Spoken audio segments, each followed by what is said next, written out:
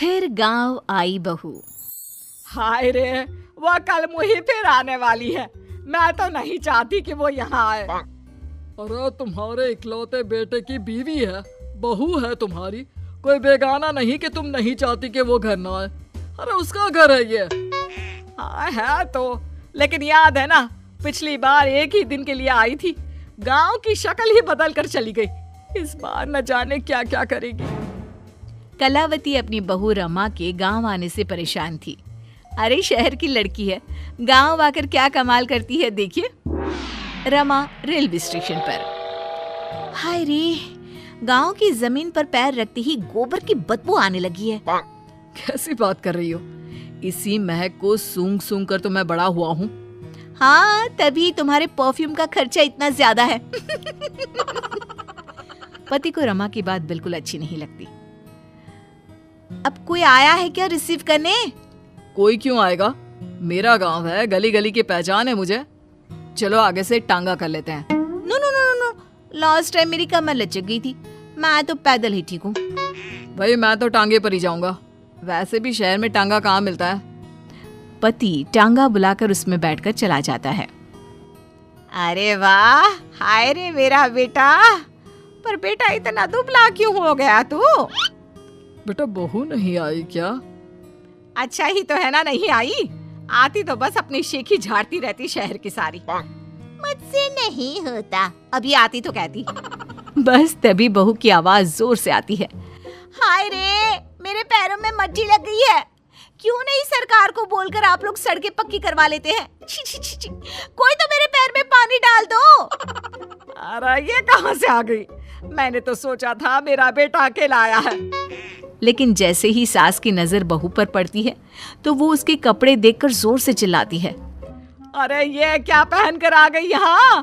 पता भी है कि कहाँ है वो? अरे कैसी लड़की है, बेटा शहर ही छोड़ देता इसे तो। हाँ हाँ, मुझे भी शौक नहीं है इस मिट्टी में पैर मारने का। अरे जा जाकर साफ हो जा और खाना बना ले। माँ जी, अभी अभी चली आ रही हूँ, आज तो खाना आप बना लेती। हाय रे, मैं बना लेती? कहीं की महारानी है क्या तू? जा जाकर काम कर, शहर की होगी अपनी, मेरे गांव में मेरी चलती है। हाँ जा। बहू जाकर नहा धोकर किचन में पैर रखती ही है कि जोर से चिल्लाती है। अरे वो गैस चूल्हा कहाँ गया और सिलेंडर भी नहीं दिख रहा।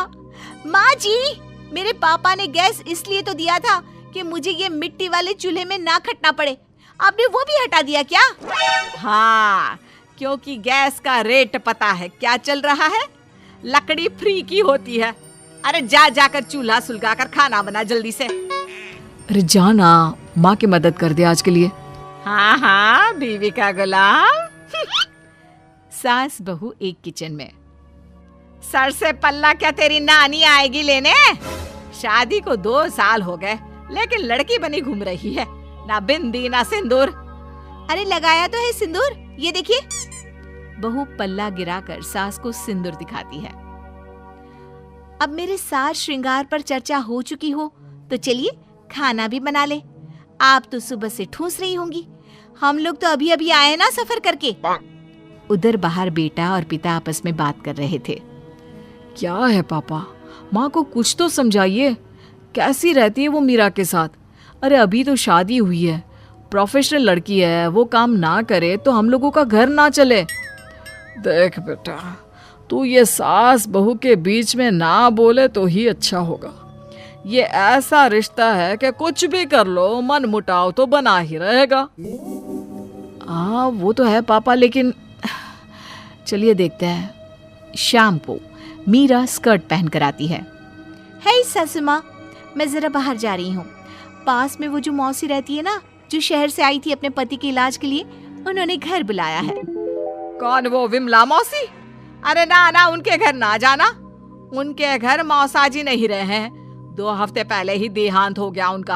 ऊपर से तू ये फराक पहन कर चली जाएगी। अरे ना बाबा ना। ओहो, फिर तो जाना ही चाहिए, आप भी चलिए ना। ना ना, तेरे जैसे कार्टून के साथ तो मैं कहीं ना जाऊं। बहू मॉडर्न कपड़ों में गांव की मौसी के घर जाती है, जहां सभी घर वाले उसे देखने लगते हैं। अरे ये क्या हो गया, कौन आया है जो सारे ऐसे देख रहा है? माँ, कोई कबूतरी सी लग रही है, देख तो। मौसी के सामने बहू को देखकर वो उसे पकड़कर रोने लगती है। हाय रे बहू, क्या बताए, तेरे मौसा जी नहीं रहे। शहर में तेरे घर पर रहकर मैंने उनका इलाज करवाया, लेकिन मैं बचा नहीं पाई उनको। देखिए मौसी, जो होना था वो तो हो गया, लेकिन अब कैसे चलेगा घर? तभी एक सरकारी आदमी उनके घर आता है। ये विमला देवी कौन है? मैं ही हूँ। कौन है, कहाँ से आए हैं आप? मैं आपके पति के दफ्तर से आया हूँ। ये कागज में आपके साइन लेने हैं, जरा जल्दी कर दीजिए। विमला मौसी जैसे ही साइन करने जाती है, बहू रोक लेती है। रुकिए मौसी, कभी भी आंख बंद करके साइन नहीं करना चाहिए। देखिए तो क्या लिखा है पेपर में। अरे बिटिया, हम कहाँ पढ़ना लिखना जानते हैं। जब से ये गए हैं साइन ही तो किए जा रहे हैं। लाइए, मैं पढ़कर देखती हूँ कि क्या है। देखिए मैडम, ये इन लोगों के घर का मामला है। आप ना ही बोले तो ठीक है, इसमें कोई गलत बात थोड़ी ना लिखी है। अरे हम चोर नहीं, सरकारी लोग हैं। जाने दे बहू, कुछ गलत नहीं होगा। अरे पर पेपर पढ़ने में कितना वक्त लगता है, और अगर कुछ गलत नहीं है तो आपको परेशानी क्या है? बहू पेपर छीन कर पढ़ लेती है और फिर, मौसी, इस पे साफ साफ लिखा है कि मौसा जी की जो नौकरी थी, जो आपके बड़े बेटे को मिलनी है, उसे आप अपनी खुशी से इस आदमी को देने को तैयार हैं। हाय रे, ये तो अनर्थ हो रहा था। अब ये जाएगा पुलिस के हवाले। पुलिस आदमी को ले जाती है। तब तक घर के बाहर भीड़ लग जाती है। सास, ससुर और पति भी वहां आ जाते हैं। मुझे तो लग रहा है कि बहू शहर से गांव जैसे मेरे लिए ही आई है। अरे भला हो बच्ची का जो मेरा घर बर्बाद होने से बचा लिया। कमला दीदी, भगवान ऐसी बहू सबको दे। अरे और क्या, इसीलिए तो मैंने पढ़ी लिखी बहू चुनी अपने बेटे के लिए। चूल्हा चौका तो सभी कर लेते हैं, लेकिन उसके साथ ही लड़की का पढ़ा लिखा होना बहुत जरूरी है।